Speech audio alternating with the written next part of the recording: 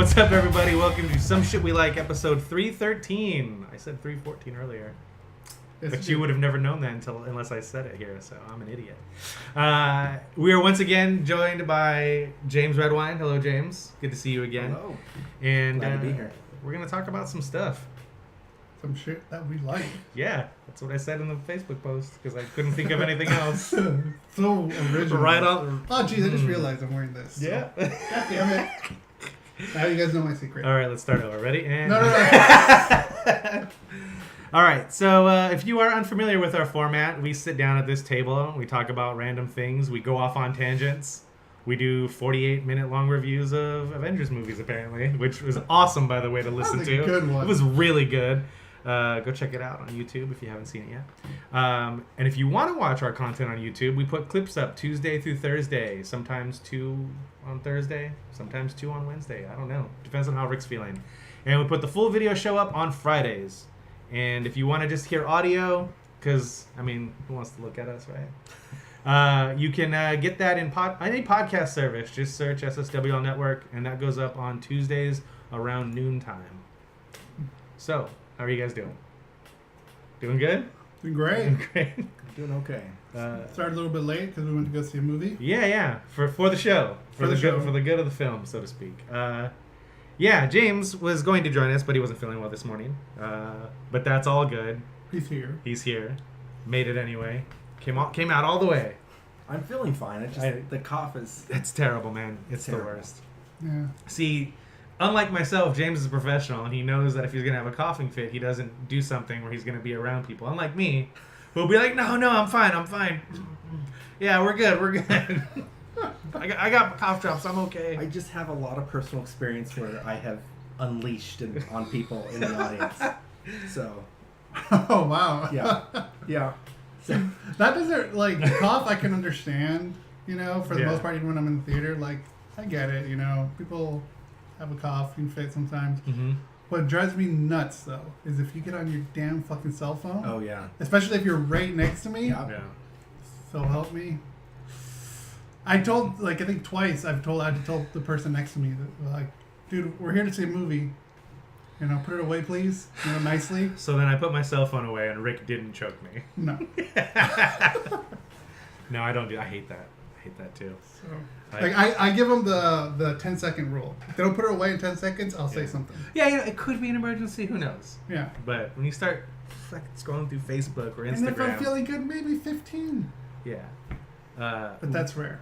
Rick is I don't want to say he's bipolar because he's never been diagnosed with bipolar disorder, but there are definitely 2 Ricks. There are 2 Ricks. He's a very quiet, soft-spoken, really nice dude. But then some days it could be behind the wheel is one. It could be something as simple as he didn't like that noise, and it just all comes flooding out. All the emotion, all the anger, everything he's had to endure. It happens every once in a while. About noise. I can relate. That's probably why we get along. Probably that now. Because I'm easily 3 people. It's really just driving where I get the most. Driving and video games. Oh yeah, and video games. Video games is amazing to play video games with Rick, especially if you're on his team. Because he never yells at his teammates. He's either yelling at the other people or putting himself down. It's yo, dude, relax. That wasn't your fault. Yeah. I think I had a little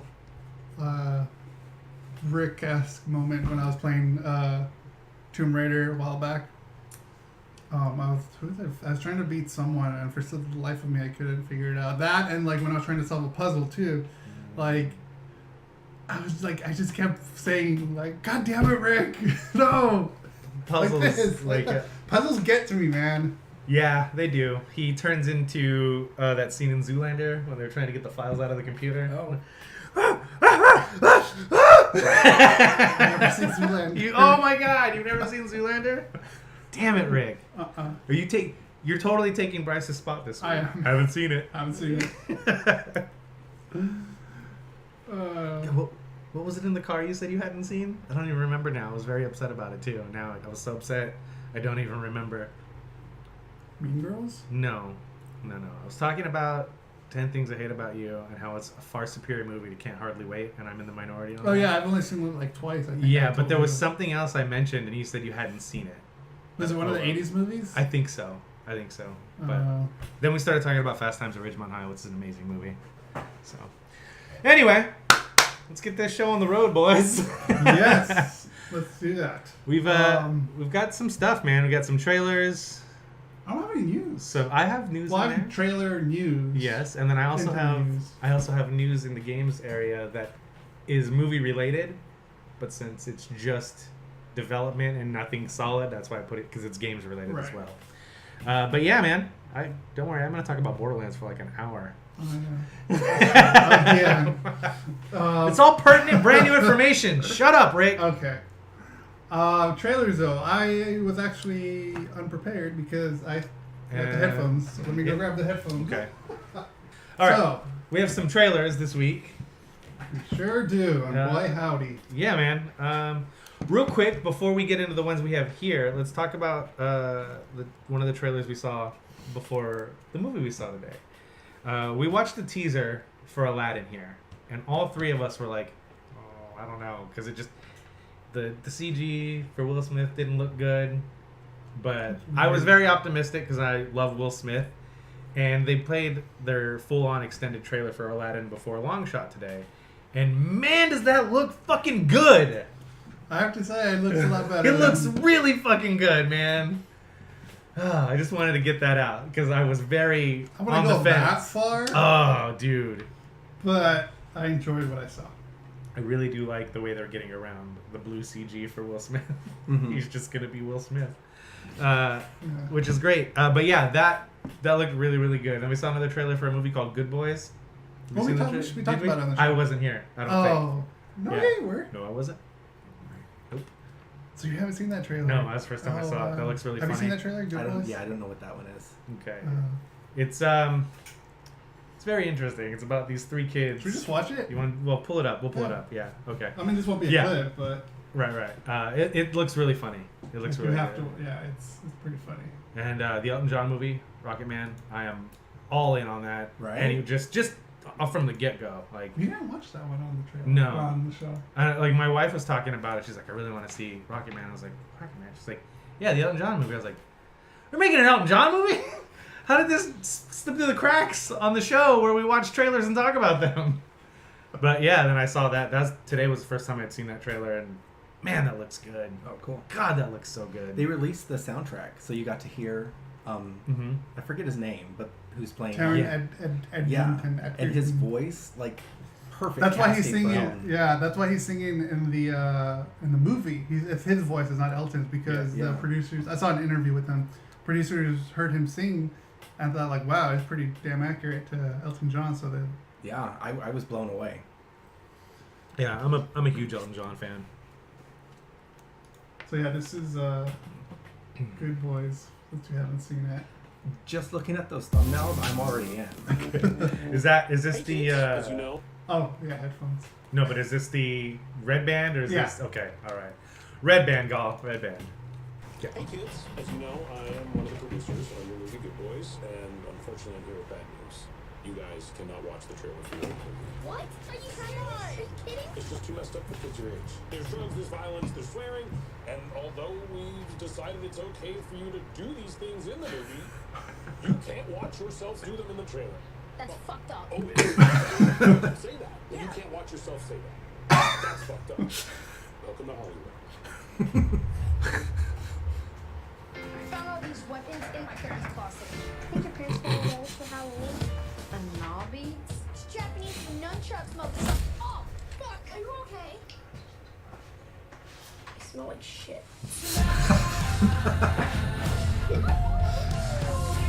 I'm having a party tomorrow. You in? Yeah. Can Thor and Lucas come? They're my best friends. We do everything together. You're so random. 2 weeks into 6th grade, I'm already a social piranha. Does this look like a sippy cup? No, it's a fucking juice box. Because I'm not a fucking child. You do not want to go to Soren's party not knowing how to kiss. We can spy on my neighbor. She's a total nymphomaniac. Hey, Stranger Things, go fuck yourself! I need to get a closer look. What the fuck? This is what happens when you don't respect women. I respect women. My mom's my best friend. What about me? That's gonna kill me. Chill.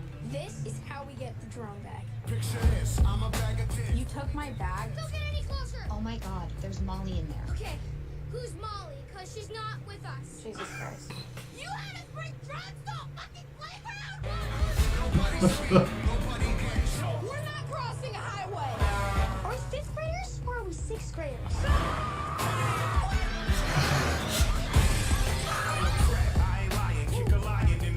Here's the plan. I'm gonna go to the party with a beer so everyone knows that I'm cool. What do you have in your pants? My penis? Pull it out. I also have a big dick.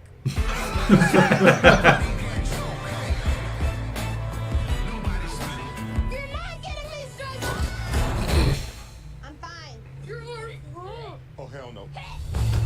You let us run around with drugs, fight with frat guys, Nobody speak, nobody can talk. and lock a cop in a convenience store with what I know this thing is a dildo. We're bad. We're so bad. We're bad. We're so bad.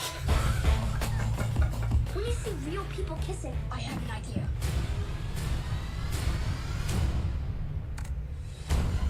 How many husbands does she have? Get out of there, girl! What do you kiss?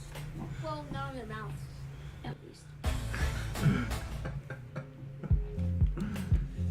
That totally, That looks awesome. yeah, totally shocked me when we saw that in the theater. I was like, man, that looks good. It's like, have you seen the movie Milk Money? Uh-huh. Yeah, it has that vibe, but like hard R. Yeah, oh yeah. That's an awesome movie, by the way. Milk Money. Oh yeah, I love Milk Money. Yeah, this movie looks. Guess I am Bryce. Haven't seen it. It's really that looks awesome, man. I'm way in on that. And the thing that really put it over the top for me, and this is something minor, but the song they're using is by Run the Jewels, and I fucking love Run the Jewels. They're amazing. So that's the thing that put it over the top. Yeah, I thought you saw that. No, trailer, no. Is Seth Rogen producing that? Yeah. Okay. Yeah, he's got his hands all over the place lately, man. Busy person, man. Yeah, good for him. Producing a lot of shit. Shall we get into the main trailer? Sure. Is it the actual show? This is The actual show, Yeah. We're just testing equipment, everybody. We're good now. We're good. We know what the fuck we're doing. So, this first trailer Yeah. Dude. dropped into our notes. Yeah, and apparently I beat you to it. Yeah, I was making the notes, and then as soon as I added you, boop, you put the trailer in there.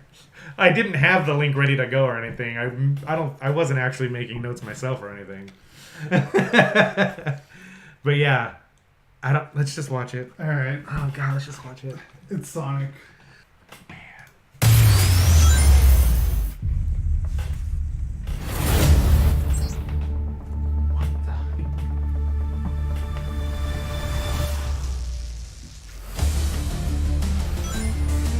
It's a really cool thing in the trailer. The rings around her mouth.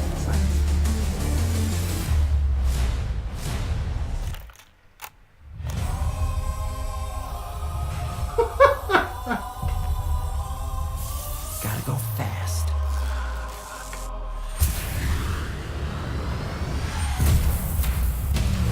20 minutes ago, an energy surge knocked out power across the entire Pacific Northwest. This needs someone who can figure out exactly what we're dealing with.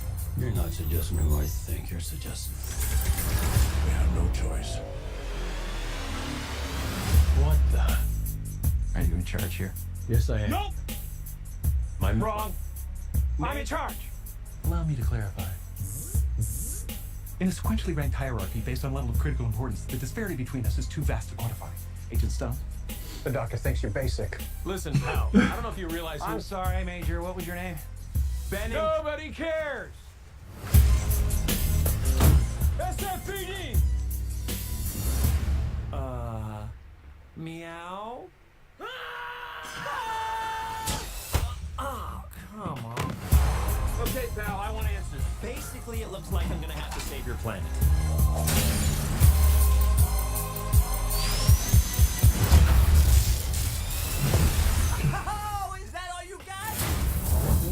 but thank you for asking.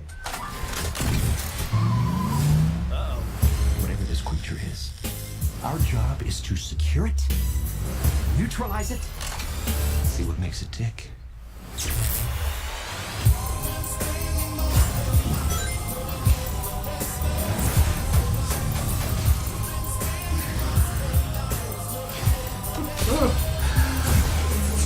Did you watch Look this? at this. I took Right. 9 million steps today.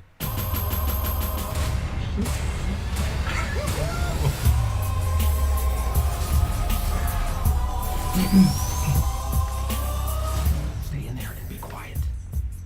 How much longer? I can't breathe in here. Do you have your child in that bag? No. I mean, yes, it's a child, but it's not mine. It's not your job. Smells like body spray in an old ham sandwich. I know I was wrong for getting excited about this, but coming off the awesome trailers for Detective Pikachu, I was like, maybe Sonic won't be terrible. maybe it won't be bad. I was wrong, guys. Did you see Weird Al's tweet about it? Yeah. So I was gonna say. yeah, that's the weirdest version of Amish Paradise I've ever heard. Man, like, Dude, like what? Who picked that song? Like it has like zero to do with the content. The whole thing's confusing. I Sonic feel like I'm is in a 95. gangsta. Do you not understand the context? He's a gangsta. Okay, all right. Yeah, dude, it's just 95, Gangster's Paradise, Ace Ventura. yeah. He did give off like Ace Ventura-esque. Totally. He looks great as, Robotnik. Robotnik. Yeah, He Robotnik. does. Yeah. but it's so Ace Ventura. I'm like, who greenlit this film? Exactly. So there's also news surrounding this trailer. The director was like, "Hey y'all, we heard you. We hear you. We get it. You don't like the way Sonic looks. We're, us, Paramount and Sega are very important. It's very important to us to make sure is the best Sonic movie we can make. And we will be changing the character design." Which, fine, but that's not all that's wrong with this trailer. Fair enough, yeah. Like, and yeah, when you finally see Jim Carrey in full Robotnik, like, it looks awesome. It looks really cool. But man, like, and like the joke to make is a chili dog joke, not a fucking gotta go fast joke. That's not the joke to make in this trailer. If you're trying to get us, the people who grew up playing Sonic and watching the cartoon, the joke to make is a chili dog joke. That's right. That was in the cartoon, right? Yeah. Yeah, okay. And why not just get Jaleel White to do the voice again? He did the voice? Yeah. I don't remember that. Yeah, he was the voice for the first Sonic cartoon, the good Sonic cartoon. And he's still a voice actor now. Yeah. So here's like... So, yeah, I pulled it up. Like, there's already people doing... fan renderings. Like, fan what you're going to renderings. get from shit like this anyway. Yeah. Which does look a lot better. It does, but again, that's not the only thing that's wrong with this movie, and I think definitely. that the director and Paramount and Sega are crazy if they think that changing the character model for Sonic... It's going to fix everything. Yeah. And who knows? We could be wrong. They could be in on the joke and use that song because it makes no sense, and I don't know. I'm just not a fan of everything being like this fucking military problem. Like, as much as I really enjoyed Bumblebee, it was the same fucking thing. Mm-hmm. And it's always like, well, we can't have anything fun because the military needs to stomp it out. Like, and the military is the bad guy. And like, that's fucking every movie. And it's not entertaining or fun anymore. It never really was. Yeah. But yeah, Yeah, it's... I don't have no interest at all. No, not at all. I think this might be one of those types of movies where if I've already seen everything and I still have my A-list, I'll probably go see it. No. But I'm not gonna be hunting for this Yeah. movie at all. And it's just such a bummer because, like I said at the beginning of this, Detective Pikachu looks so good. Like everything I've seen about that movie looks amazing. And that's another one that I was, on the fence about. I was like, it's gonna be like, is it gonna be live action? Like, how are they gonna do this? And like, yeah, I mean, they've made the Pokemon the way you'd want them to look. And I know there was some complaints at the very beginning about some of the character models for some of the Pokemon, but they look great. It looks awesome. There's good jokes in the trailer.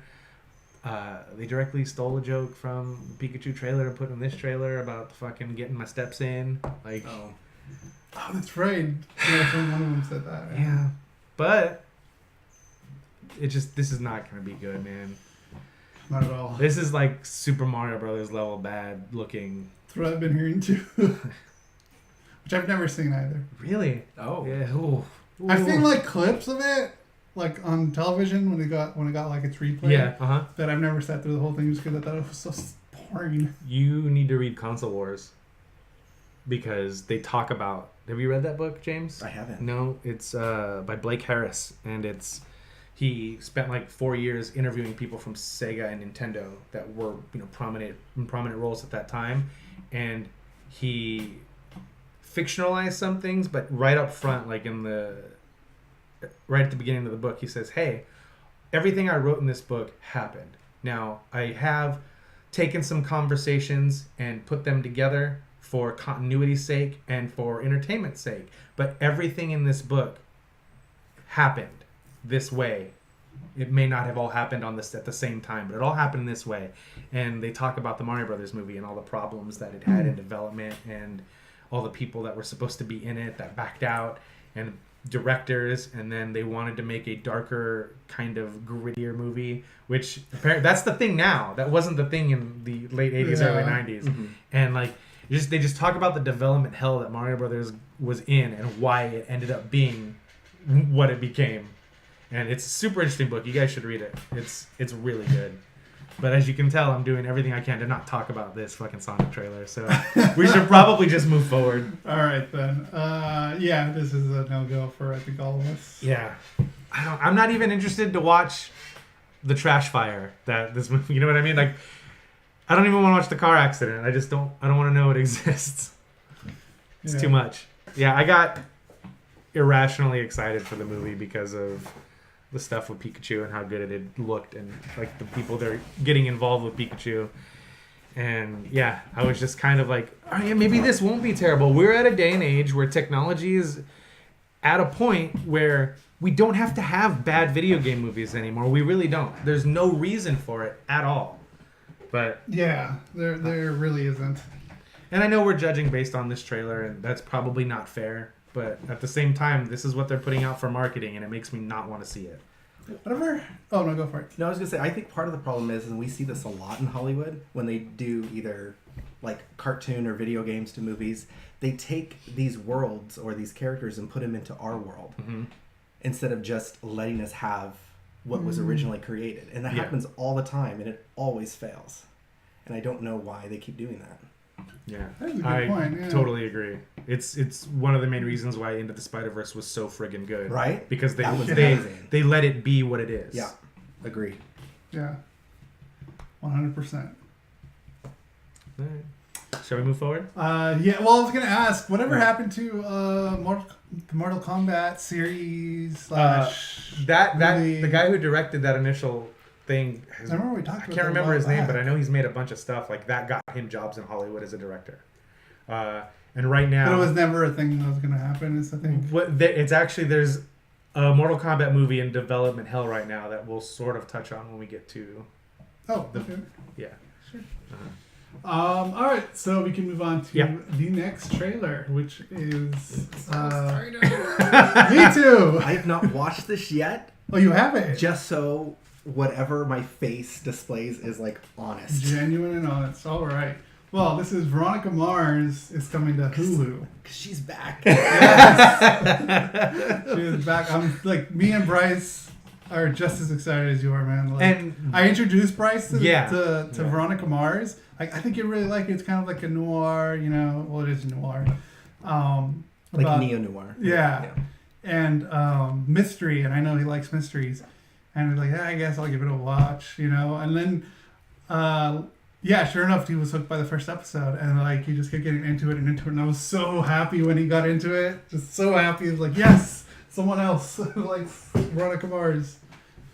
So, anyways, Rick is so excited he's gonna flip this table over. Right? Yeah, I keep hitting you. All right, so let's go. Headphones on. When your best friend is murdered before your 17th birthday, you don't develop a keen sense of mercy. Give me your wallet and phone. For the gram! Spring break was always sketchy, but this was worse. Neptune was experiencing a crime wave.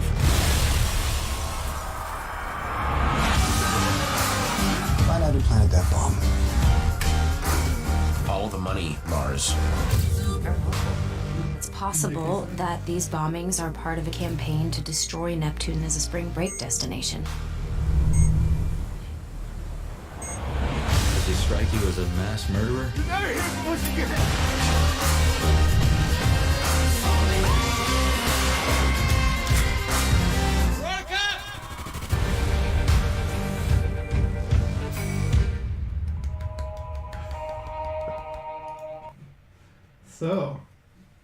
So now it's my turn to be Bryce. I've never seen an episode of Veronica Mars. Not one. No. That didn't tell us a lot, but it seems darker. Yes, definitely. I've read the book that's after the movie. Okay. Have you? No. And it seems like they're taking elements from that book to this. Because the book does have to deal with spring break. I don't know how much of it they're going to take of it. And if they do take in part of the book, I hope it takes the really good parts, because there's so much good shit in that book. Like, I'm so excited for this, dude. Like, the only little thing that I kind of have a gripe with is that instead of filming it in San Diego, they decided to film it in LA, which the TV show was filmed in San Diego, as you know. So oh yeah, we took a picture by the did. Mars Investigations. And we went and ate at the ice cream shop. We went and ate at her favorite ice cream shop. Nice. But yeah, like, I guess his plan was always to film it, the show in LA. I just realized Rick is going to put that picture of us in this video. Oh yes, I am. Oh god. But like, when like it being in San Diego, I think had more character than them having to film in LA. I don't know. That's just my thing, because I don't know if you knew that. No, I knew they filmed in San Diego. I didn't notice that the filming was necessarily different because it was a trailer. I'm gonna wait to see it before I judge, because they could always use, crap. I'm blanking on the word. Trickery. Yeah, sure. Trickery works. Trickery. Movie magic. Yes. Magic. Oh, that's great. Well, stock footage. Stock footage. Yeah, there you go. Yeah. That is like not even close to trickery. No, like, no. I understand what he meant. But yeah, they can do that it for all sure. Works. Yep. Yeah. Yeah, because like when I watched the movie, like you can tell just by watching the movie, it was filmed in LA, and it felt very separate from the television show, because like, when you just have a show and like the town has its own characteristics. Yeah, for sure. Like, I felt like Veronica Mars had that, like knowing the Neptune Grand or any other place, the Dog Beach that they went to. Like, you can tell those are beaches in San Diego, and it all feels cohesive. Yeah. So like watching the movie and then now watching this. Well, I mean, I haven't watched this yet, but in its entirety. But like, you can tell. At least for me, I feel like something's off. But that aside, I'm excited for the story and what they're bringing to the table, and the actors, Patton Oswalt, J.K. Simmons. Like, J.K. Simmons, best actor around right now. He's so good. He should have done other than Ryan Reynolds, he's the only other person that would have worked as Detective Pikachu, because the voice as Pikachu as like this hard-boiled detective would have been amazing. I like the route they're going, but yeah, J.K. Simmons is pretty awesome. Mm-hmm. So yeah, I'm super psyched about this. I'm sure you are too. Yeah, like I'm really said. excited. I'm probably just blinded by everything you're seeing, because I'm like, Veronica's back. How many seasons of the show was there? 3, and then the movie, and the movie, and then now this. I like how they're billing this as season 4 because a lot of the reboots start over. Yeah, and I hate that. Oh, they're calling this season 4? Well, it says it right there in the trailer. Season 4 in the Oh. description, below in the description. Oh. Okay. And July 26th. Oh yeah, right there. 2 months away. Cool. Yeah, it's not that far away, and all the seasons are going to be streaming first thing in July. July 1st, you'll be able to stream it on. Oh, they're not doing it once a week. No, all the the seasons. past seasons. Okay. Yeah. Does Hulu still do like the TV style once a week thing? I like that. I'll talk about that though later. I like that too, but you want it in you. I know. I want know. it now. That's what happened with me with Cobra Kai. I got it all over to me right at once, and I binged that shit. Damn, I'm jealous. I need to do that. I need to watch that. Oh, can't wait. It looks cool. I know everybody was when Veronica Mars first came out. I had a lot of friends that were super into Buffy that were like, "This is like gonna pick up the mantle for Buffy," and I don't know. I've never watched it, so I don't know if it did. But just in this, like, feels like that stuff felt like Buffy, like just the tone and her attitude and her delivery. It feels like that, and that's not it's not a bad thing. I got no real beef with Buffy, the TV show. It's fine.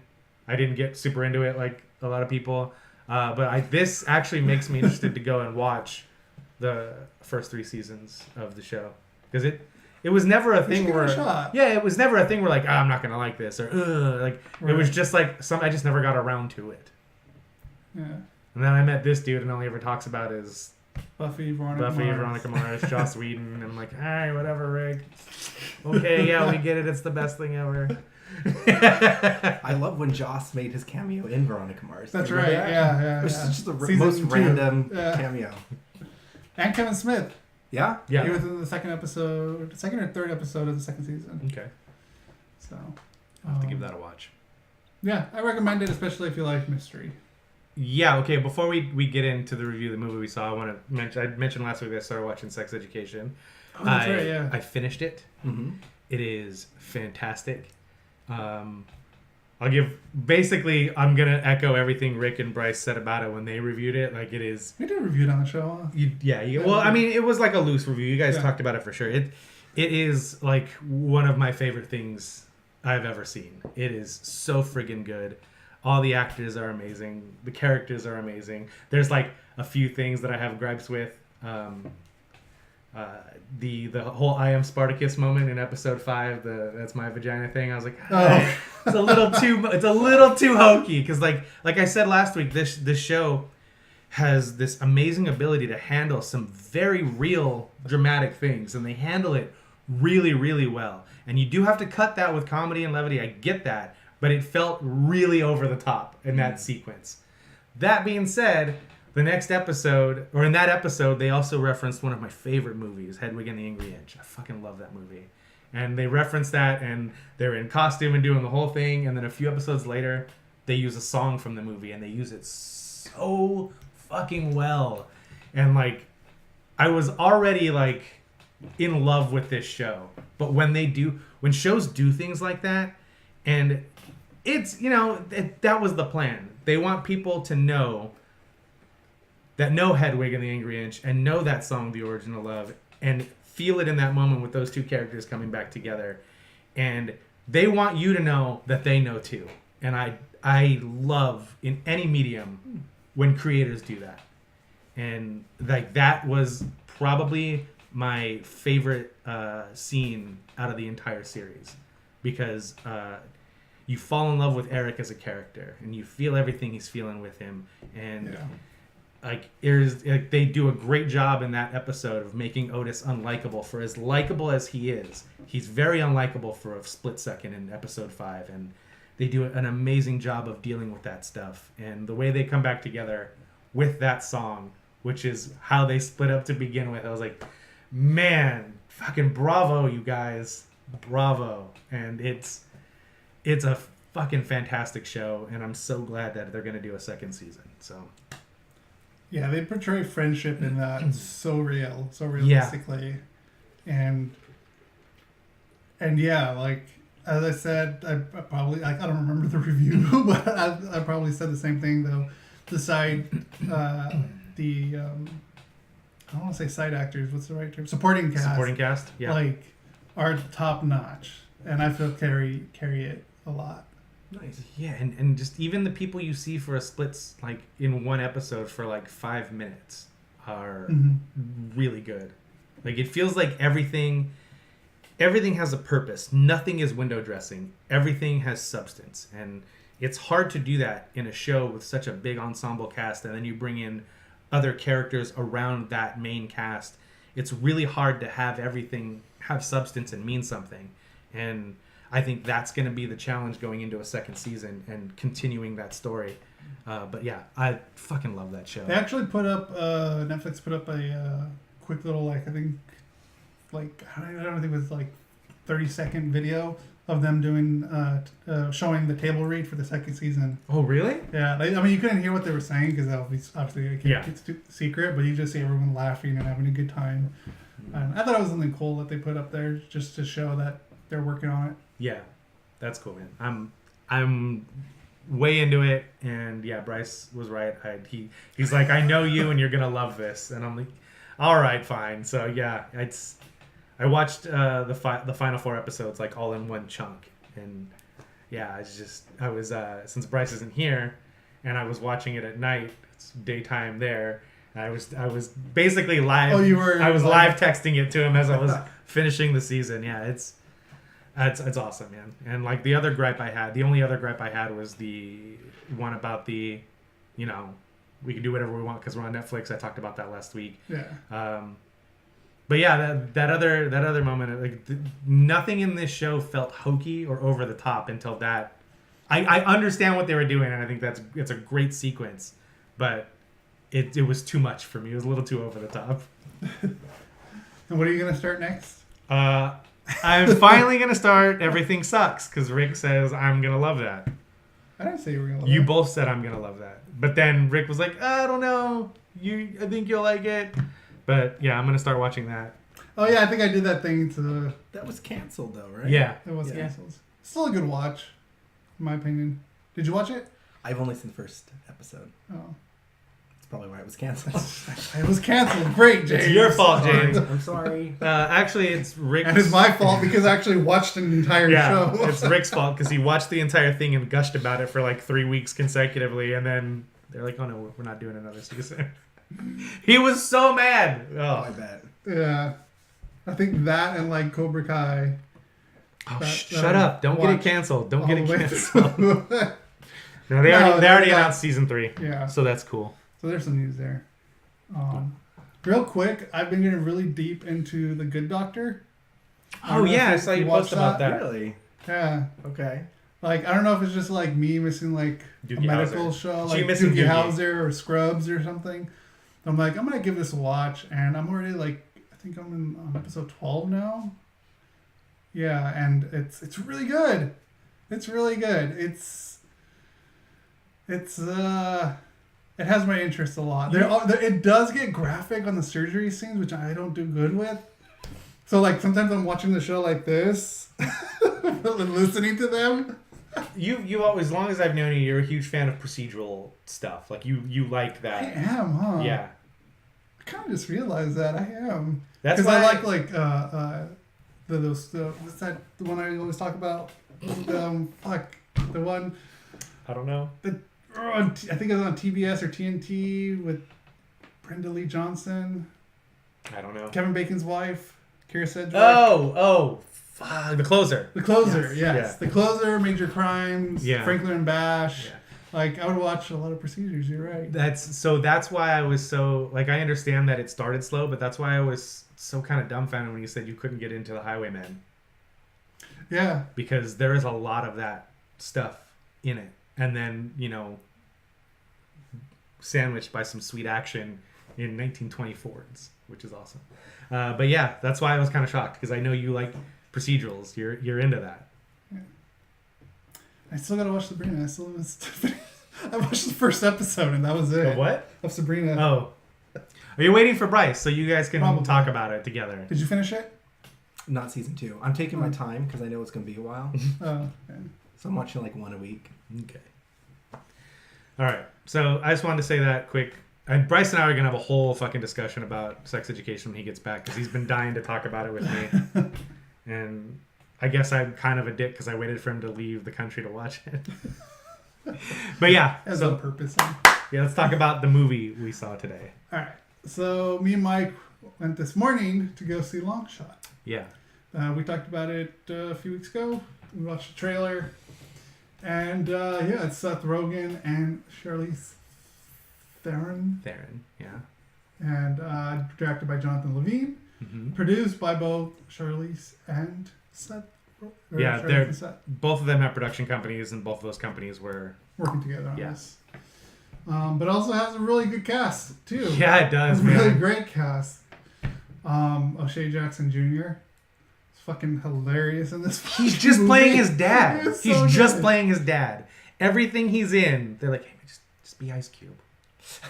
Like, and that sounds reductive, but everything he literally played Ice Cube in a movie. He literally played his dad, true. and then everything he's been in since and like it's not a bad thing. He's kind of the comic relief. He's got more range than that for sure, but he's kind of the comic relief, and that's basically what his dad has been doing for the last 20 years is the comic relief, and. He's literally like the character that Ice Cube plays in 21 Jump Street is basically what he's doing in this, except not as aggressive, like a fun, like a lighter side of that. He's very loud, over the top, says shit that doesn't make any fucking sense, but he's really fucking good in it. Yeah, he's really good in it. But yeah, the rest of the cast also is very good, man. Yeah, Bob Odenkirk is in it. He plays the president. And Andy Serkis is in it. And I had no idea. Yeah. And I guess they just put him in makeup as well too, just like in everything else. He does. But yeah, he plays, I guess, the Rupert Murdoch. Yeah, he's Fox basically News. plays Rupert Murdoch. It's hilarious. And Alexander Skarsgård. That's right. He plays the Canadian Prime Minister. Right, and like he's a good looking dude. Like Alexander Skarsgård is a fucking gorgeous man, but they somehow I don't know how they did. I don't want to say ugly him up because they don't ugly him up, but they definitely deep pretty him. Yeah, they deep pretty him.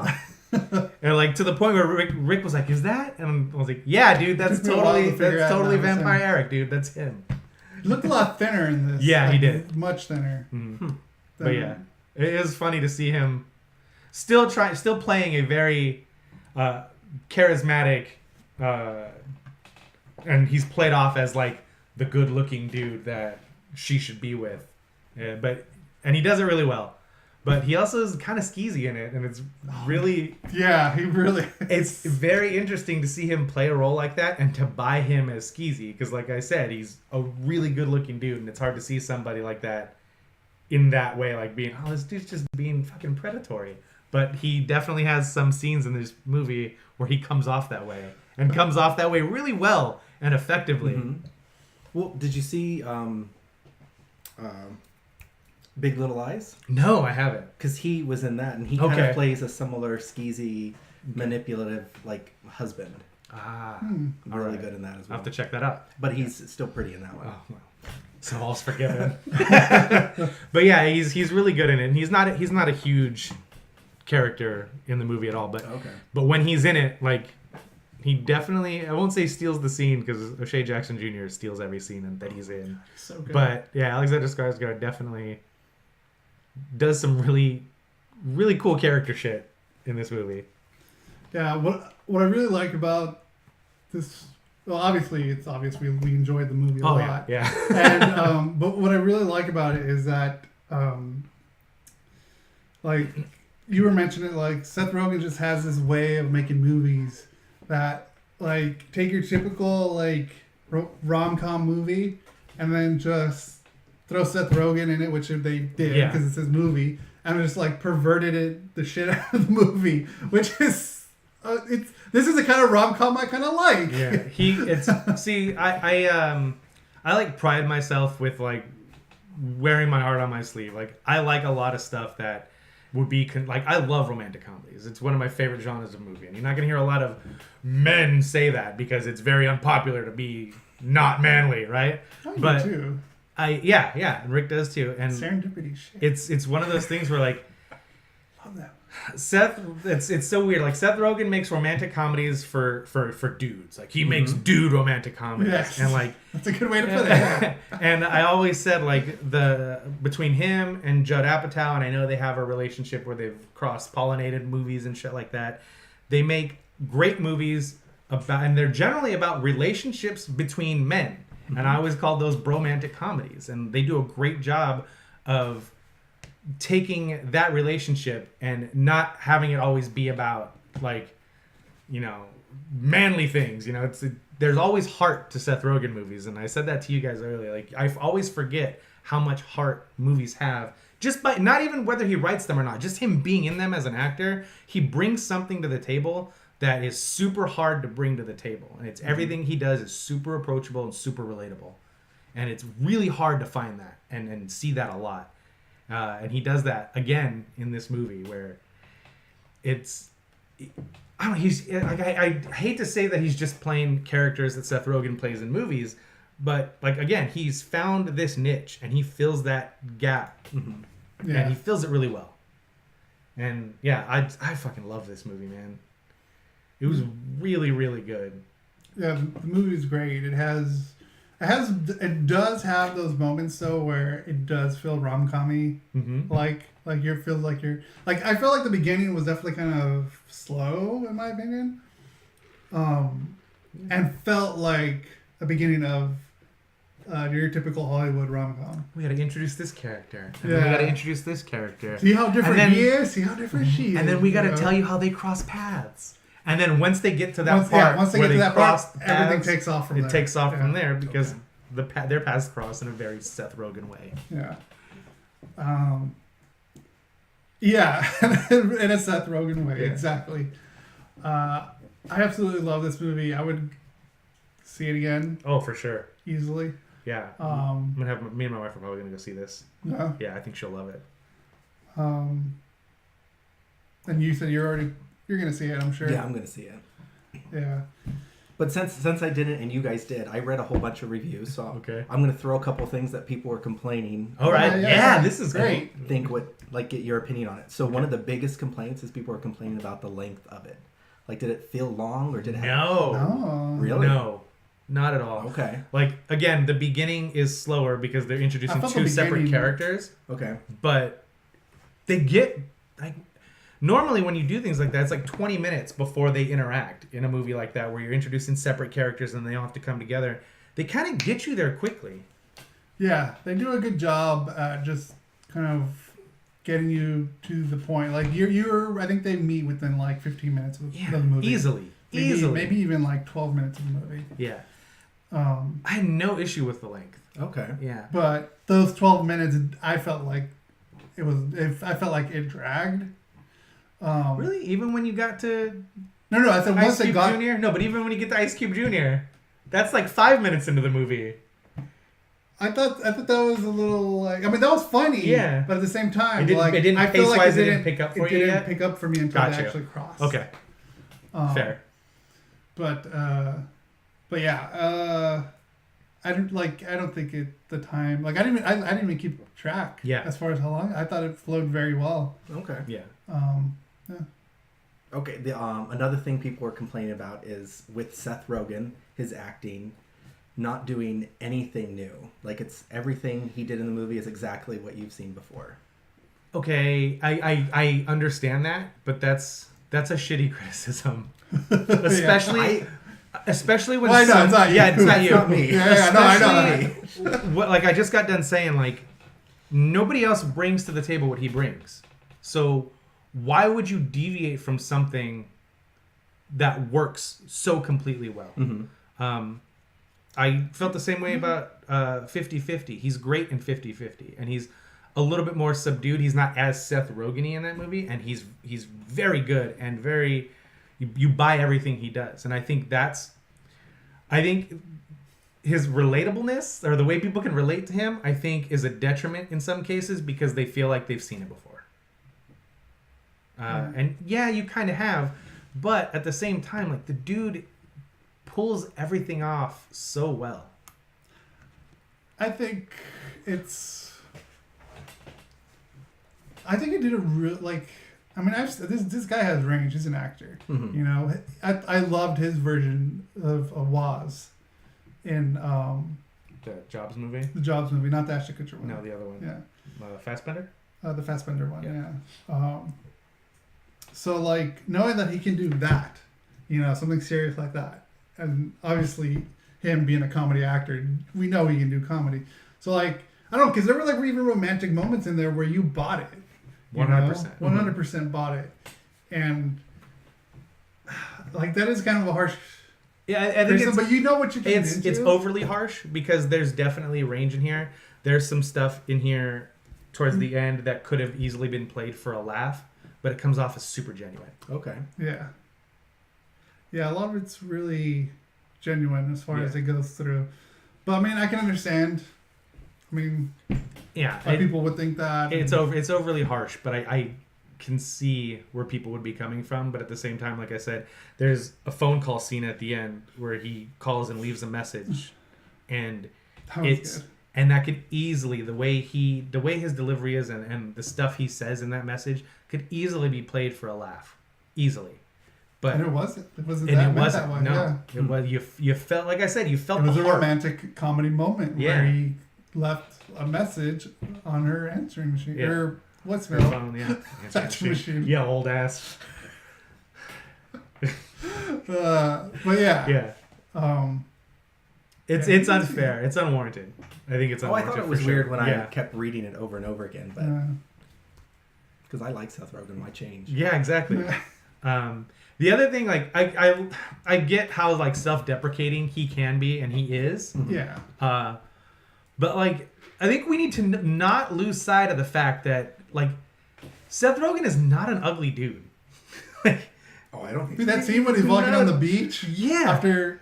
Yeah. What happened? Yeah. I was like, damn. He's not an ugly guy, and I understand it's fun to play the nerdy guy with the glasses and the Jufro as like the not like, oh, that's not the dude you want, but like, no man, that's the dude you want. Like, it is. And they make him less attractive than he is in this movie because of the way they dress him. They dress him like an extra on the set of 90210 with fucking like neon jumpsuit jackets and shit. Like, nice. And the whole time I'm thinking, it's funny because like after the Howard Stern interview that you still need to finish because it's amazing.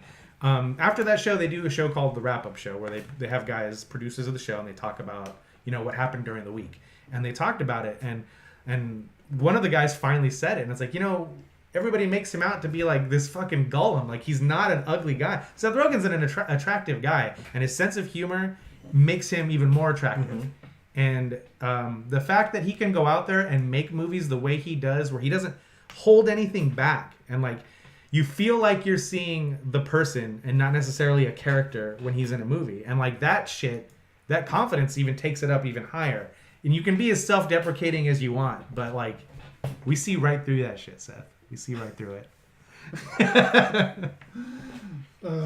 Yeah, definitely. So as unrealistic as it is for someone like Charlize Theron to fall for someone like Seth Rogen, it's really not that unrealistic, man. It's really not.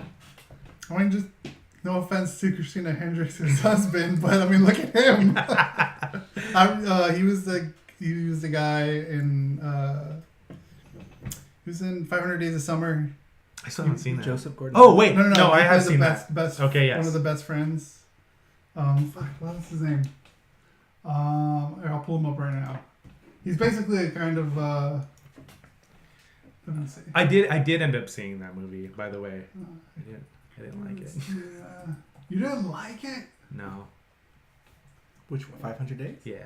You didn't? No, I like. That's a nice take on a rom-com. It is, and I like I appreciate what they were trying to do, like fully 100% appreciate it, but the main characters, that guy? Yeah. Okay. I don't know if it looks familiar to you. Oh, okay. The main characters in that movie, for like 85 to 90% of that movie, come off as unlikable to me. Yeah, well, they kind of are. Yeah. Yeah, and I mean, and I get the story, and I understand like where they're going with that, and like the ending, like the stuff at the ending with him, where he's just like, you know, fuck it, I'm gonna go for it with this other girl. Forget it. Like that's a great revelation moment that you can't have without the stuff that makes them unlikable early in the movie. But I felt like it was just too much, and I love Joseph Gordon-Levitt.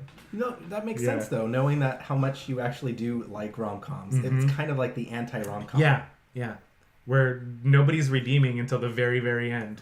And even then... It's kind of depressing too. Yeah, and it's a really honest take on like unrequited love. Like I totally get that there's not a person on this planet that hasn't felt that exact feeling. And the way they portray it on screen is great. But then you also, you know, being older now and you look back and you see that, you're like, oh God, you're a 100% like unlikable. That no wonder it didn't happen then. No wonder it didn't work. You're being an asshole. That's my only beef with that movie. Okay. I think it's a little too introspective for myself. Yeah. But yeah, this is, you need to see this as soon as possible, James. How is June Diane in this? She played Maggie. Yeah. She was, I honestly thought throughout the whole thing, I thought that was, what's her name? Rose. I always fuck up her last name. She was in X-Men First Class. She played, Rose. Byrne? Byrne. Oh. I thought that was Rose Byrne the entire time. I had no idea. She plays a ball-busting bitch. Yeah. Like, that's what she does. In a very, in a fun way, in a super fun way. You guys don't watch Grace and Frankie on No. Netflix? No. Uh-huh. She's one of the main characters. She's one of their daughters. She's the best. Being hysterical. Yeah, she has some funny stuff in here, and then she also has some shit in here where you're like, God damn, like, again, just super unlikable. Super unlikable. And her and Charlize Theron have this really, really awesome moment where... Yeah, she's talking about... Because she's like she plays a character who like knows her stats on like her popularity. Kind of and, a publicist. Likability. A political publicist. And she has this whole scene where she's like, hey, we did this thing, and like nobody likes people that look like him. And like it's essentially what it is, that scene. And Charlize Theron puts her in her fucking place, and it's a really good scene. Nice. And she's really good in it, like I said. And then she has some really fucking hysterical moments too in it. Yeah, it's... I like this gives movie away a little bit, but yeah. So the reason why I mentioned this when we were talking about it before we started, like it's getting... I won't say it's getting review bombed by users on Rotten Tomatoes, but it's definitely getting downvoted by users on Rotten Tomatoes. And there's definitely and it's not something that they slap you in the face with at all. It's not ham-fisted at all, but there's definitely a like political overtone message to this whole movie. And well, what's weird is we briefly talked about it before this, but a lot of the things I was reading was almost the opposite. People didn't like it, that they didn't focus on it, that it was like plot B in the background. Yeah. Oh wow! Because that's not the story they're telling. Yeah, that's true. I assumed, right? But I thought it was weird that because usually it would be reversed. They would be like, "Oh, this is too political. I don't like this shit." So there's a point in this movie where they kind of like. Have you seen The Village? M. Night Shyamalan Yeah. movie? Oh yeah. There is a point in this movie where they kind of village the viewer. Oh. Where Seth Rogen sees things a very specific way, his character, and they flip it on him. And they're basically in this 3-minute long scene with him and O'Shea Jackson Jr., it's basically saying, you know, whatever side of the fence you're on politically, we're all fucking full of shit and we're all assholes. Like that's the tone that comes out. And it's one of those things, like, I've been fucking saying that for 3 years now. Like, if you're lean too far one way or the other, you're probably an asshole because you don't see shades of gray. You only see black and white. And they totally fucking do that in this movie where, like, Seth Rogen has a moment where he's like, I'm the asshole? And it's really good. Like, that's not the line in the movie, but that's how it felt. And as soon as I saw that, I was like, people are going to hate it because they're going to be made to feel like they're assholes. And if you feel like you're an asshole because of 5 a page of dialogue in this movie, guess what? You're probably an asshole. Yeah, it was welcome, Broken Wolf. Hey, what's up, Wolf? Yeah, that whole that's not the main story, but it is a B story. Yeah, for sure. And it definitely worked in the favor of the main story. So, like, I think it gave it like a good perspective to exactly what everything you just said, to keep your eyes open to see both sides of the story, you know. So it was in there, the preachiness, but it wasn't like in your face like, you know, the other movies, just like you said. It was done in a very comedic way that you could really appreciate, unless a relatable way. Yeah, unless you're one of the assholes that they're talking about. Then you're not gonna like it at all. And as I've learned over the last 4 or so years, there is a lot of those people out there on both sides of the fence that I just can't get down with. Yes, there are. Extremism is bad, and no matter what side you're on, extremism is bad. But like, as soon as I saw that, and then when you mentioned that it had a low user rating on Rotten Tomatoes, I immediately projected and assumed that's why. And I could be wrong. And if it is, they'll probably never admit it, but that's what I felt as soon as you told us that. No, that's probably it too. Because let's face it, most of us are extreme one way or another. So, so people don't like that when you say, "Hey, look at the other side." Yeah, that's true. Yeah, look in the mirror for a second, man, just for a second. And that's essentially what O'Shea Jackson Jr.'s character is telling him. He's like, "Yo, dude, look in the mirror for a second, and then try and see it from the other side." And the way he gets him to do it. Listen to O'Shea Jackson Jr. Yeah, exactly. Yeah, Ice Cube Jr. is he's the fucking man. But yeah, I love the movie. I don't want to again. I was very vague on things because I didn't want to necessarily spoil anything for you.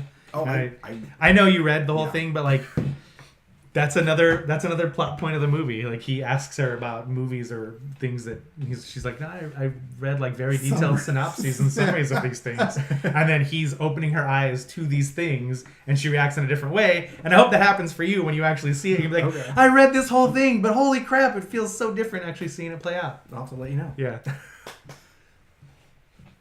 But bottom line, man, like, go see this movie. Like, support this movie, especially in a world we're in right now where, rightfully so, apparently, Avengers is dominating. Like, please fucking go see this movie.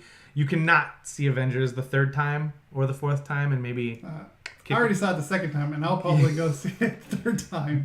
Yeah, like, you're gonna see Avengers 100 times. Like, maybe on that 101st time, go see Long Shot, because...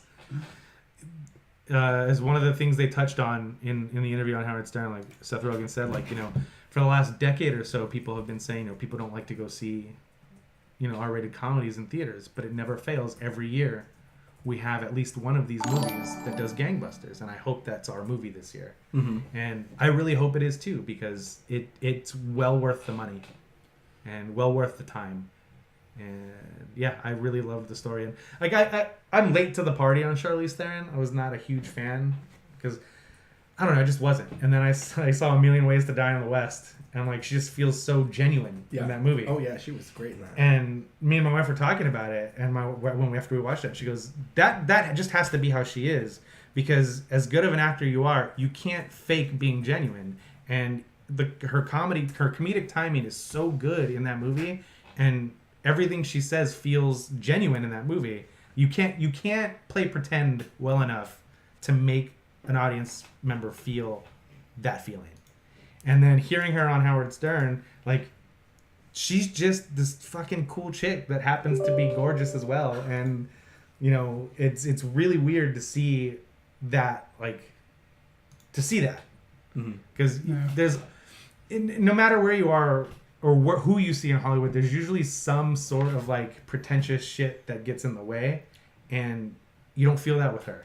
And she's been on his show before when Atomic Blonde came out, and that interview was really awesome too, because she just had a conversation with him and they didn't really talk about the movie, but hearing that genuine vibe off of her and hearing that honesty off of her makes you want to go see her movies and support her. So yeah, I'm super late to the party on Charlize Theron, but goddamn, she's amazing. Should have listened to me. I know. I should have. Since Eon Flux. That's hilarious. Yeah. Fuck it, Neon Flux. All right. We can move forward. Okay. That's done with, so we can move on to some video games / movie news, apparently. Yeah. So you talked about Mortal Kombat earlier. F. Gary Gray, who's probably my favorite director ever, just because I like saying his name, because if you say it with the right inflection, it just doesn't sound very nice. F. Gary Gray is developing a big screen adaptation of Saints Row. They don't say if they're going to be pulling from the video game or if it's just the vibe or what, but he's got a screenwriter, they've got production partners, the company that owns the rights to the video game, also, which is Koch Media, Coke Media. I'm not sure how you would pronounce it. It's Koch, but they're also, God, the company they own is THQ Nordic, and they recently bought it. And so they own the Saints Row franchise now, and they also have a film division that they're working with F. Gary Gray and other production companies to make a Saints Row movie a reality. And the scriptwriter that they have is the one who's working on the Mortal Kombat script right now. So that's why when you brought up Mortal Kombat, I was like, funny you should bring that up. So Rick and I have a history with the Saints Row video games. We played about 150 hours of Saints Row the Third, which again is an amazing name. It's very tongue-in-cheek. Like, you have your super serious Grand Theft Auto games, big open world crime action games, and then you've got Saints Row that are basically National Lampooning what Rockstar Games does with Grand Theft Auto, which is amazing. So Saints Row the Third, Rick and I played for probably about 150 hours, and probably about 50 of that hours we played together because there was trophies you could only get if you played with another person. And we got the full-on 100% of that game, platinum that game, and still played some more of that game. It was ridiculously fun. Yeah, and then they had Saints Row 4, which was super fun also, and that's another game that I put a lot of time into and played a whole crap load of. Did you ever play the fourth game? I have not. You have not. I played some of it. I didn't continue it. Okay.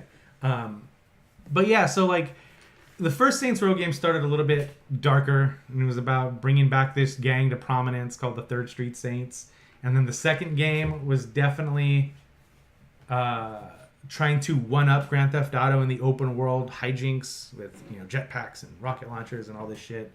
And then by the time the third game came out, Grand Theft Auto and Rockstar Games had completely pivoted and took out all of the over-the-top shit and were trying to make like a Scorsese-esque gritty story. And they did that. They did that super well. And Grand Theft Auto 4 is a fun game with a great story. But Saints Row the Third was like, all the shit you can't do in Grand Theft Auto, you can do that here. You want to swing a giant dildo bat at somebody? We got you covered. There's sing-along sequences during missions with your partners where you get in the car and then the characters start having a dialogue about this is the best song. No, this is the best song. And then a song comes on and it's a song by Sublime, and it's a full-on, like, they sing the entire... If you stay in the car long enough, the characters sing the entire Sublime song together. Yeah. And it's super fun. It's super over-the-top. It's very comedically driven. And I don't know if I've seen a lot of stuff that F. Gary Gray has done. I saw Straight Outta Compton, which I thought he did a great job directing that movie. That's one of, like... Grew up listening to NWA and being in Southern California and kind of knowing a lot about that story because I was one of those kids that when he liked something, he did a massive amount of research on it to find out all the behind the scenes stuff. And so knowing what I knew going into that movie, I felt like the movie was super well paced and like did a lot of justice to those human beings and them as characters and their story. And I haven't seen Fate of the Furious, which was I think the last thing he directed, and I unironically love the Fast and Furious franchise, but that's one I just haven't seen yet because couldn't get out to theaters when it was out in theaters. Haven't rented it to watch it yet. I could probably pull it up on demand or something right now. It's good. I liked it. Yeah. Okay. Yeah. I'm glad because I know a lot of people not necessarily didn't like it. It still did really, really well, but like people felt like it was a step backwards for that franchise. If you're a fan of the franchise, you're gonna like it. Okay. Awesome. It's a great franchise. Yeah, dude, I love it. Like I said, I unironically love that shit. Like, Me too. Oh, no, it's so stupid. It's good. Like you will never, ever hear me say a statement like it's so bad. I love it. If I love it, I fucking love it. I don't need to qualify why I love it because I don't care what anybody thinks about the things I like or don't like. But yeah, even Tokyo Drift. I love that movie. Right? It's so fun. It's so fun. It's one of my favorite ones. Yes. And then when they made the pivot and Vin Diesel came back and they made the pivot and now they became like heist movies. Like they completely flipped the genre and flipped the characters and made them feel completely different while still keeping what was their core. Yeah. The last three I feel like are like a trilogy. They're really good. They really are. Well, I haven't seen the 8th one, so but yeah, like even going back to 4, like because 4 is when Vin Diesel comes back. And then 5 and 6 are so good. And then 7, man, hits you right here. I always bring this up, and she hates when I bring this up. But at the end of 7, my wife was like uncontrollably sobbing at the end of that movie because of how well they treated the exit of that character and that person. And I felt the same way because I am a big Paul Walker fan, and I think that he gets a bum rap as an actor because he did the Fast and Furious movies for the last 15 years of his career. But like my favorite performance of his is Pleasantville. And, oh yeah, he's in Pleasantville. Yeah, he is, and he's so fucking good in that. Oh, God, yeah, I can't. There was another movie too. I can't remember that I just recently saw where he's playing like this. He's playing an asshole, and it's an older movie too, probably maybe early 2000s. But he's playing an asshole. And I can't remember what it was. Fuck, I wish I could remember what it was. Wolf is a fan too of the Fast and Furious. He But loves them. He's being a dickbag, but he still comes off as super likable, and I don't understand how that's possible, but he does, and he's really good. And like I said, he gets kind of typecast or pigeonholed into that. Oh, he was just the good-looking guy in some movies, and then he's, this himbo character in the first couple of Fast and Furious movies, and now I'm supposed to buy him as a badass in the subsequent Fast and Furious movies, and it definitely, I always feel like he pulled off whatever he did, and really well. So yeah, like, and I'm glad you're saying that you liked Fate of the Furious because I was like, a new director, like a new voice basically coming into that movie, that genre, and that franchise. It's going to be hard for them to tap into since they haven't been there. But yeah, if you say that he did it, like, well, he does exactly what it says there. Like, you said the Saints Row got more outlandish. That's what Fate of the Furious is. It's like the most outlandish Furious film ever. I mean, The Rock took down a fucking helicopter in 7. Like, so you can't really you don't really they get they top that. Okay, all right. Yeah, I'm probably gonna go home and watch that movie now. But yeah, I'm really excited at the prospect of this becoming a reality. But like most, IPs from a different medium coming to the big screen, I won't believe it till I see it. The crazy thing about it is one of the main characters in the Saints Row games is Johnny Gat, and the voice for that is Daniel Day Kim. So like, you could just easily fucking put Daniel Day Kim in this movie as Johnny Gat if you did it, because he's amazing as the voice of that character in the video games. But yeah, I'm very interested to see where it goes and what they do. And now Saints Row the Third is coming out on Switch next Friday. And even though I played it on PS3 and platinumed it, I'm contemplating buying it on Switch and playing through it again. I've never played that one. Should I get it for Switch? Go for it? Oh yeah. Okay. Oh yeah, go for it. Okay. Because it's how similar is it to Grand Theft Auto? I mean, it's open world crime action. I can't reach the internet right now. Check your modem or router connection. Hey Google, stop. I can't reach the internet right She's now. broken right now. Oh my Check your god. modem or Okay. router connection and try again. Sorry. So it is a template, like the template of Grand Theft Auto. Okay. But Vice City is one of my favorite games ever. Oh, so good, right? Yeah, it's definitely got more of that vibe to it. Okay. But the cars handle really well. The gunplay handles really well. The melee combat feels really good. The story is super over the top and fun. And that's what a video game should be. Yeah, and there's like We were talking. You'll like it. We were talking about Seth Rogen and how he brings like a grounded sense of reality to the characters in the movies he's in.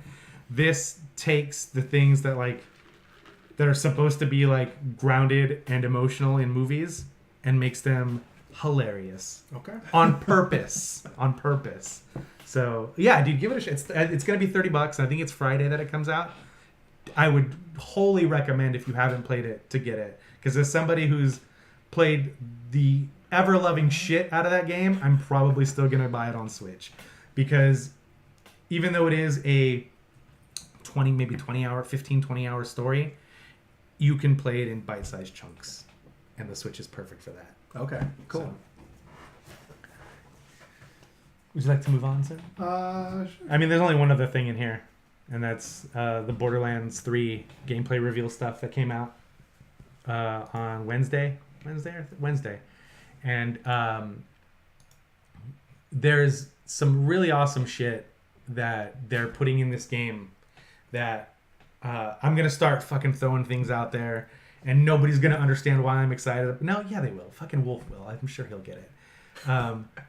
But so they've taken their formula and they've blown it up. So there's 4 characters they pick from, 4 different classes as usual. But they each the skill trees, you usually get one action skill, and your one action skill is kind of like your ultimate if you're playing Overwatch or a hero shooter. It's like your ultimate attack. You have to wait for it to build up, and then you can use it. Are you ready for Risk? That's the what I know. you gave me. I know. GameSpot's the worst, but it was the best wrap-up article I could find. GameSpot. Yeah. So fucking really? Anyway, Jesus. you have an ultimate attack essentially, and the way it normally works is you have to wait for it to build up, and then you use it and you unleash it, and it does this cool shit. And it's usually super over the top or fun. Like in the first game, one of the guys had a turret that shoots out bullets and kills your enemies, but it also had a shield in front of it so you could crouch behind it. But it also was able to emit health. So if you're low on health, you and your team could get in the circle. And like just it's basically everything that games like The Division and Destiny are trying to do in a massively multiplayer sense, but they did it, in a 4-player local sense then.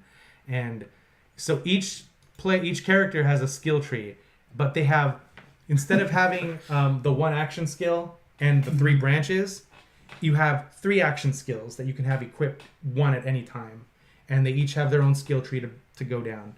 So I feel like this game is going to be super generous when it comes to giving you XP and leveling you up, because they're going to want you to fill out those skill trees. There's an awesome character that I'm probably going to play as, because you can have 2 action skills equipped at one time and use them both at the same time, which is pretty awesome. Again, I'm getting really excited about nerdy shit that probably only matters to me. And this next thing is like the big thing. So in other games like The Division or Destiny, or even in the older Borderlands games, if you're playing co-op with somebody and you open a loot chest to get the stuff out of it, there's only one of each item in there. And if you have somebody that just rushes over and picks everything up for themselves, then the other players don't have anything. They're calling it instanced loot. So if you open a box and it's got 2 guns in it and you only pick up one, when I walk over to that box, both guns are still going to be there for me. Oh, okay. And if you're a lower level character than I am and I'm a higher level character than you are, if you open that box, I'm not going to see guns or ammo or weapons that are tailored towards your level. I'm going to see guns and stuff that are tailored to my level. That is good. Cool. Right? That is good. How dope is that Destiny, shit? Take notes! Take notes, Destiny. God damn. Then, here's the thing. Like, it can be super fun at times. Like, if I've been playing Borderlands and I have a level 30 character and Rick just picked it up and he's got a level 1 character and he joins my game, he's got to kind of hide while I kill enemies, and he gets a shitload of XP and he levels up fast and reaches my level quickly. But it's not fun waiting for that. Mm-hmm. Now, flip it. If I join his game and I'm fighting level 1 enemies and I'm one-shotting them because I'm a level 30, it's still no fun for him because he's not getting to do anything. The enemies are instanced as well. We can both be shooting at the same enemy, at but different levels. It'll be your level enemy and you'll be doing your level damage to the enemy, and it'll be my level enemy and I'll be doing my level damage to the enemy. So it really takes that co-op world and really brings it together. That is fucking smart. Like, how have they not done this in the past? That's exactly what I was thinking, man. Like, how? Like, that makes total sense. Yeah. That was one of the questions. Like, how... Because when we would play Destiny, that would always happen to us. Like, either he would jump into my game and, like, there'd be lower He'd be or ahead of higher me. than his. Yeah. I'd have Actually, to... I was usually higher because I played a lot He more played than way he more did. than I did, yeah. and while it can be fun to... If you are the higher level character to power level your friend, it's fun for you. It's not fun for them because they kind of they can be one shotted by these super high level enemies, so they basically have to hide until they have enough XP to be that same level. But yeah, so everything is kind of instanced to where you're both playing in the same world, right next to each other, doing the same mission, shooting the same enemies, but they're going to react for you the way they should. That's great. Yeah. That is fucking great. They also added some movement and mobility stuff that's brand new for Borderlands. So, Rick, as you know, some of the most frustrating stuff in first-person games is platforming for puzzles. Having to jump on the box, to jump on the box, to jump on the box, and not fall off to push the switch. Now, if you jump, you can grab on and pull up. Oh. So, it's little tiny quality of life things. Now, when you're running, there's a slide animation, so you can slide behind stuff to avoid your enemies instead of having to awkwardly run. Yeah, Destiny has slide. It feels almost the mobility stuff feels more like Titanfall style mobility stuff, which is one of the best games when it comes to character movement and mobility. But yeah, man, like everything they talked about and everything they said, like before this gameplay reveal, there was a lot of people in the video game journalist side of the industry that were like, if it's just more Borderlands, I don't know if that can survive because of where we've come, how far we've come with Destiny and The Division and other connected games that have these big, massive open worlds that are loot-driven games. But what everybody fails to remember is that, and Gearbox is not shy about saying this, 10 years ago, they originated that shit and brought that endless amount of loot and everything was randomly generated. They brought that shit to the table to begin with. And without Borderlands, I don't think we would have Destiny in its current form, or Division in its current form, or any other game that does the whole looter-shooter genre. You wouldn't have it without Borderlands. I can't confirm nor deny that because I haven't played, like I don't know if I could agree with that, but like I know when I played not Destiny, Borderlands for the first time, like that like playing that like with that open worldness and like everything you kind of explained, like that felt new to me. Yeah. And that's why what kind of turned me off to the game was because I felt so disoriented and right. like I didn't know where to go. I don't know, what side was the higher, level demons or whatever you want to call them, and what side was like my level. Right. So like that's one of the things that turned me off about it. Because it was so, it felt new to me. Yeah. I mean, it was pretty new. Like, I'm not saying they were the first to do it, but they were the first to do it well. Right. And by 10 years ago standards, they did it well. By now standards, somebody who's gone back and I've been playing a bunch of the original Borderlands in that remaster, it definitely feels like, oh yeah, they definitely learned from this game in 2, and they learned from 2 with the pre-sequel, and then all the stuff they showed for 3, they learned from all of that, and they've learned from the problems Destiny has had and the problems that the Division has had, and they've already said we're gonna have post-release content. We're gonna have at least 4 story-driven pieces of DLC. Yeah, I mean, since that's the case too with the leveling up and the tailored enemies and weapons, like I'll probably buy it. It makes way more sense now because I would never. There's no way in hell I'll catch up to you and Bryce. No way in hell. Yeah, because they're gonna level up so fast. Yeah, and I don't play video games as much. Now you don't have to worry about that because of this. They said that we also have a quote-unquote classic mode. So if you still want to enjoy this game the way you did with Borderlands 1 and 2, that mode is in there. So there's just one set of loot and one set of enemies. But if you want this new tailored experience, that's default out of the gate. It's not something you have to opt into. The classic mode, you have to opt into. So it's super accessible right out of the gate. And man, like I love the look of Borderlands. It's got a very cartoony, cel-shaded comic book look to it. And Borderlands 3 looks so fucking good. Like, it's like, how do you make that look better? And they somehow managed to take a very stylized art style and make it look even better. and I'm super excited. I don't pre-order games usually. I recently did with Days Gone because I was super excited about that, and I'm still digging it, by the way. I've been slowly like plugging away at that game because it's a hard game to play in big chunks because of the stuff I talked about last week, how dark it can feel, and sometimes when you forget to save and you lose some progress because the autosave system isn't as forgiving as a lot of games. On purpose, though. It's that way. It's not like a mistake. So I've been kind of slowly plugging away at that. So I'll definitely have way more in-depth talk about Days Gone when I finish it. But yeah, man, I'm super excited for Borderlands 3. I'm probably going to pre-order it. I'm probably going to pre-order the $100 version that comes with the season pass, so you get all the DLC and all that stuff. They're going to do microtransaction stuff, but it's cosmetics only. No, you can't buy guns. You can't buy armor. You can't buy shields. You buy stuff to make your character look cool. And that's it. Like shaders. Shaders, armor, things like that. Or I'm assuming armor. They didn't mention armor, but maybe it's just clothes or skins that you can buy. But I'm gonna assume it's something like that. Because they straight up said, we're not doing any of this free-to-play, randomized, out of currency-driven loot boxes. We're not doing that. The loot boxes in our games are the same as they've always been over the last decade. It's within the game, and everything is randomly generated in the game, and you don't have to pay to open them in the game. So that's something I'm super excited about, that they were very upfront about that. And there's people trying to... Because Randy Pitchford said, hey, we're not doing any of that free-to-play microtransaction shit. We're not doing pay-to-win.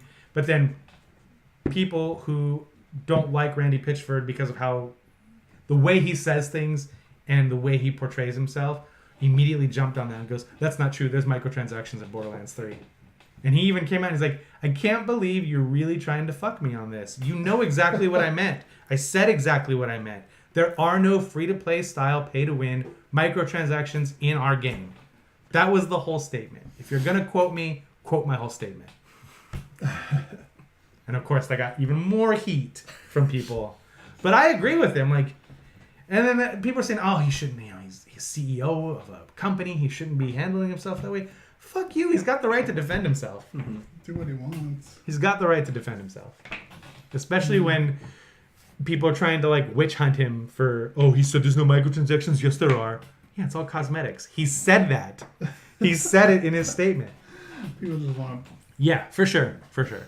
Find something to argue about. But yeah, I'm super hyped for this game. And yeah, if you don't buy the Borderlands Game of the Year edition, Rick, I understand. If you don't want to buy the Handsome Collection that's got Borderlands 2 and the pre-sequel in it, I understand.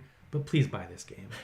Please buy this one. With everything you said, I'm more interested in buying 3. Is it super hard to jump into a game with a friend who's been playing it is. for 50 hours, you know? Like, it's very intimidating. It's like, well, is he going to come into my world and it's not going to be fun for them? Or is he going to come into like, if you wanted to play Destiny with me right now, like, even my secondary characters almost...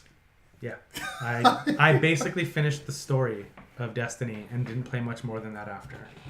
And which is a shame. It is, but at the same time, I think that speaks to the quality of that game. I feel like I got my money's worth. Like, I know a lot of people didn't feel that way because a lot of people go to Destiny for the end game content and the raids and the constantly replayable stuff. Like, I really enjoyed the story and I enjoyed the character development and like felt like I got my money's worth when I finished that, 12 to 15 hours it was for the story mode? Something like that, yeah. But yeah. That's a show. That is a show. It's getting hot. Yes. Here comes summer. Oh, God. It's California. So there you have it. That is this week's episode. Hold on. What did Wolf say? A buddy of mine has been trying to get me to play Borderlands 2 for years. So good. I finally gave in to play, and I didn't have a fun experience. With 2? Huh. Oh, really? Man. I played 1, and I didn't really find it all that fun. But I from him and Bryce, like, 2 is the one I'm told I should play. So it's pretty funny, like, when I play a game like Borderlands, like the original Borderlands especially, where like the story is kind of inconsequential, and I've already experienced it so many times, I listen to podcasts in the background. And a thing I've been doing lately is I've been listening to the old Giant Bomb catalog of podcasts, which goes back to 2008. And I'm playing Borderlands Game of the Year Edition in 2019. And I'm listening to podcasts from 2009 where they're talking about the original release of Borderlands. And it's super funny because they talk about one of their friends who was like, you guys are always saying how much you love this game and how good it is. And I tried playing it and I just don't get it because he bought it on PC that makes sense. and he was playing by himself. And then he bought it on Xbox 360 and started playing with those guys. And he's like, oh, this is the game you're talking about. And that's really the case. Yeah, well, Wolf, just kind of pointed out everything that I kind of just talked about a little bit ago about as far as like, or how we talk about the being overpowered. The friend he was playing with was overpowered, so it was just him following him around everywhere. Yeah. Which is, like... It's not fun, man. It's not fun that way. So luckily Borderlands 3 is going to be a lot... Got you covered. Yeah, a lot better. So that's going to do it for us this week. James, thank you again for coming by. Thank you. We'll see you next week again. It actually might be just me and you next week. I will not be here next week. I confirmed with my... Confirmed? I will not be here next week. Okay, yeah. it's confirmed. Isn't next week Detective Pikachu? Mm-hmm. You're gonna miss out on that. Mm-hmm. Oh yeah. I know. Pikachu. I'll come back the week after and I'll talk about it and pretend like you guys didn't. So, or I could do. So if I would have said this to Bryce, he'd get mad at me. But I know Rick will think it's funny. You guys have your review, and then I'll go watch it, and I'll come back the next week and tell you why you're wrong. Okay. Take us home, dude. All right. Thanks for watching episode 313 of Some Shit We Like. Thank you for joining us again, James. Thank you. And you'll be here next week, as we've just said. And if you want to engage with our content, you can on Twitter at Some Shit We Like, Instagram, which we don't use that often, but we need to, at SSWL Network. Facebook is also SSWL Network. And if you want to listen to us instead of staring at us, you can every Tuesday on any podcast service you listen to. Just search SSWL Network. And if you do like videos and like looking at us, you can catch those on YouTube Tuesdays through Thursdays in clip form, and the entire show on Fridays. And until next time, that was Some Shit We Like.